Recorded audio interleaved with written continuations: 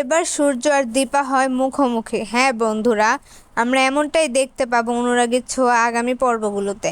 দীপা মুখোমুখি এসে দাঁড়ায় সূর্য। দীপা তো সূর্যকে দেখে অবাক হয়ে যায়। দীপা সূর্যকে সামনাসামনি পেয়ে বলে, ডাক্তারবাবু, এত খারাপ মা আমি? আমার সোনা, আমার মেয়ে এভাবে আমার থেকে দূরে চলে গেল। সোনা ওর মাকে এত ঘৃণা করে, ওকে বড় করে কি আমার কোনো ভুল হয়ে গেছে? এই কথা শুনে সূর্য বলে, কি বললে? সোনাকে তুমি বড় করেছো? দীপা বলে, ডাক্তারবাবু। সূর্য বলে, কবে দেখেছো তুমি সোনাকে? আর কতদিন বড় করেছো তুমি ওকে? আসা যাওয়ার মধ্যে আর বড় করার মধ্যে একটা পার্থক্য থাকে, তা কি তুমি জানো? সন্তানের পাশে থাকা। তুমি তো এটাও জানতে না রূপা ছাড়া তোমার আরেকটা মেয়ে আছে। আর যখন তুমি জানলে, শুধুমাত্র 2 বছর তুমি ছিলে দীপা সোনার পাশে।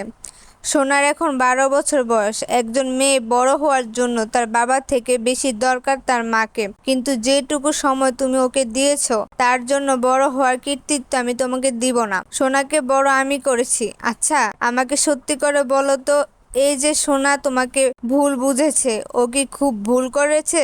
বন্ধুরা, পরবর্তী এপিসোডে কি হতে চলেছে তা দেখার জন্য আমার চ্যানেলটি সাবস্ক্রাইব করে রাখুন। দীপা বলে, আপনি আপনি এসব বলছেন?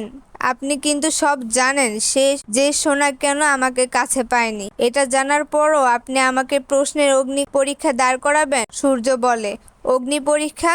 সে তো দিয়েছি আমি আমার মেয়ে। তুমি তো সব সময় আগুনের আঁচ থেকে পালিয়ে বেঁচেছো দীপা।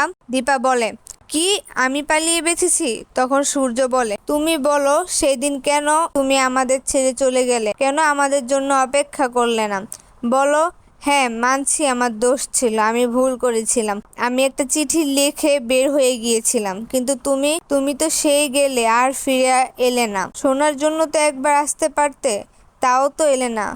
আমি সোনাকে বাঁচানোর জন্য নিয়ে গিয়েছিলাম, কিন্তু বারবার তোমার কথা ভেবে আমি ফিরে এসেছিলাম। যতবার তোমার খোঁজ করেছি ততবার হতাশা পেয়েছি, কিন্তু তুমি ফিরে আসোনি দীপা। দীপা, একজন স্ত্রী কিন্তু অভিমান করতে পারে, কিন্তু একজন মা কি পারে তার সন্তানকে নিজের কাছ থেকে দূরে সরিয়ে রাখতে? একজন মা, সে কিভাবে অভিমান করে নিজের সন্তানকে দূরে সরিয়ে রাখতে পারে দীপা? তখন দীপা কান্না করতে করতে বলে, আমি দূরে সরিয়ে রাখতে চাইনি ডাক্তারবাবু, আমি ভয় পেয়েছিলাম, কারণ ওর মনের ভিতর ভয় ঢুকে গিয়েছিল যে ওর মা ওকে মারতে চায়। সেদিন তো আপনার চোখে আমার জন্য একটুও বিশ্বাস দেখিনি ডাক্তারবাবু।